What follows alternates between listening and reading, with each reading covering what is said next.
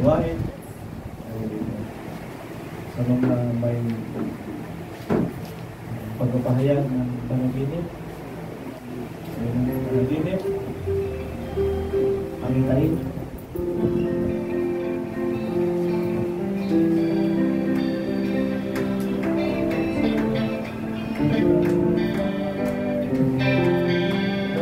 Wala po, ang pagpapahayag mo ng patotoo sa mga mas magandang ng gawain.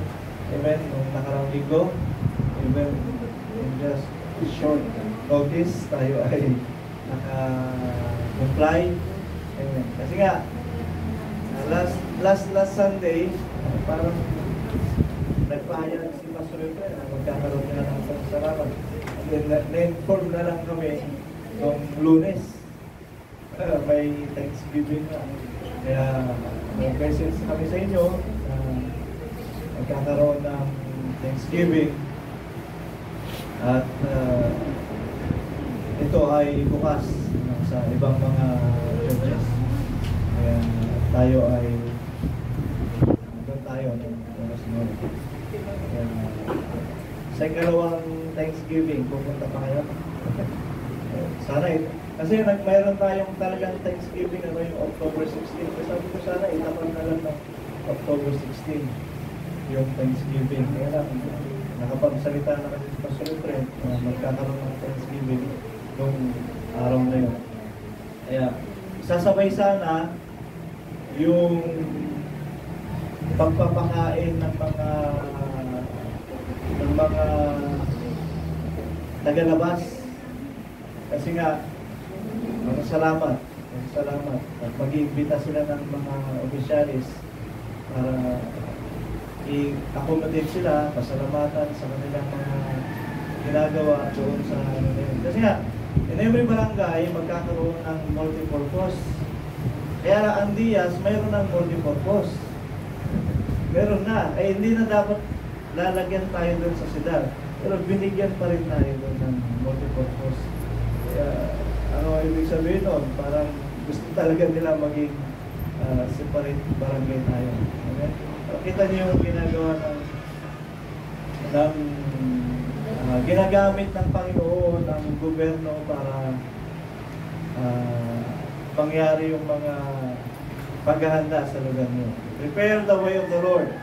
Amen? Prepare the way of the Lord. Sabi niyo, Jeremias. Elias. Prepare the way of the Lord. Ngayon, literal na ipinihahanda ngayon ang daan. Amen. Yun nga, magkakaroon ng highway papuntang Mount Amuro. Amen. Yung paligid doon, yung mga daan, maayos nila. At magkaroon tayo ng multi-purpose na gym o shed na pwedeng mapakinabangan.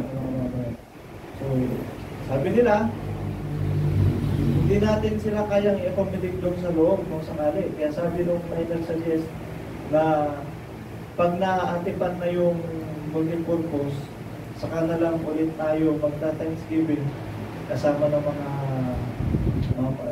tagalabas. Kasi yun na lang, isa yun sa mga purpose nila. At tatawagan yung mga nag-initiate ng project na yun, magawin yung daan papunta ng 23 at bigyan tayo ng multipurpose. Tawagin sila para pasalamatan sila sa mga ginagawa nila yun. Pero sabi nga nila, pag natipan na yun, doon tayo magta-Thanksgiving, ihahanda natin yung lugar, doon natin sila pakakainin. Siguro yung mga kabarangay natin doon, makakomodate na doon yung multipurpose na yun. Ayun yung talagang purpose nila. Kaya, salamat sa Panginoon. Sana itapat ng October 16. Kasi yun talagang Thanksgiving natin. Pero sa ngayon, hindi pa nabubungan. Kaya sana, mabubungan na sa mga darating na araw.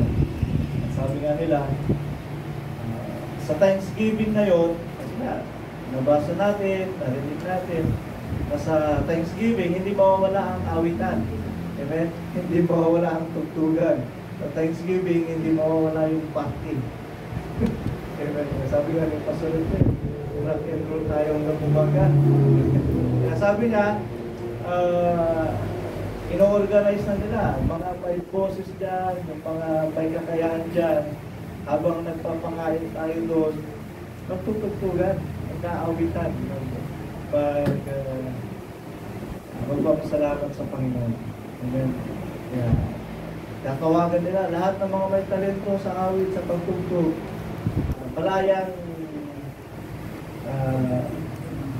malayang umawit at malayang makapagtugtog sa araw na yun.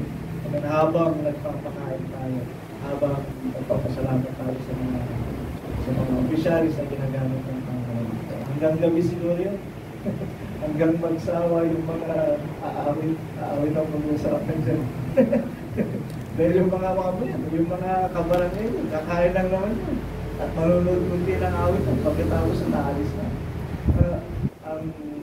Ang tatanungin dyan, yung mga awit, kung hanggang kailan sila magsasawa. Sabi ng Pastor Luther, hanggang gabi. Kung may tao pang manunod, hanggang madaling araw. Amen. Puri ng Panginoon. Kaya na po yung Thanksgiving ngayon. Amen. Go tayo ulit sa sa Thanksgiving. Mayroon pa, may part 2 pa yun. Part 1 pa lang yun.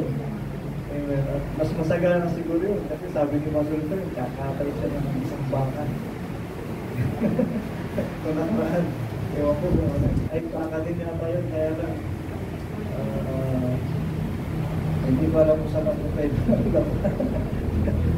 Kaya, ayun, Panginoon, Panginoon. Kaya, may part 2. At tingnan natin. So, pasalamat tayo lagi sa Panginoon. Ito ang nakalulunod sa Diyos. At ito ang nais na po.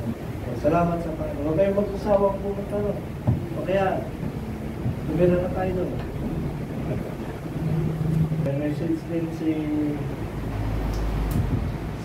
Brother Benjamin. Good AM, pray you pay Lucy, taman po, yung maong. Dalang supuntutan, may irapan niya, ang linawa, ang sakit so ulo ko. Siguro nakawaan ko, tapos ilang budget ang PNC, at naswag test the act, at positive act, at COVID, so quarantine na media. Kayo kami la at pan-recovery kami kalu. Ano po? Amen. Panalangin natin sila. Amen. COVID, may COVID pa rin. Pero siguro hindi na masyado ganun pa rin. Siguro nandun na yun sa katawan nila, yun nga lang, nung humina ang immune system mo, siguro doon siya atake kasi. Parang ano lang naman sa atin kasi. Parang common na kasi, no? Kaya na, sa ngayon yung COVID parang ordinaryo na lang, kaya na ng katawan natin.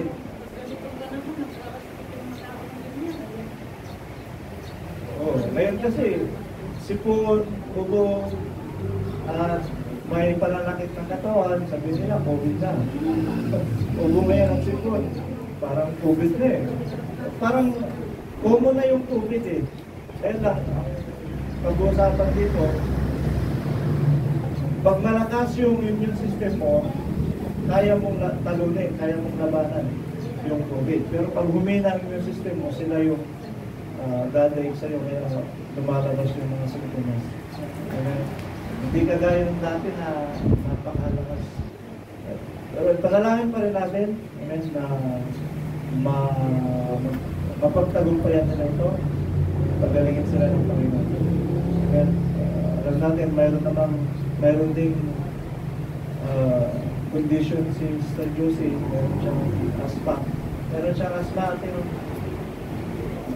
tapos sabayan pa ng COVID, talagang panirap sa kanya ito. Panalangin natin na magalingan ng Panginoon na ilumang sa kanila at pagpalayo sa Diyos.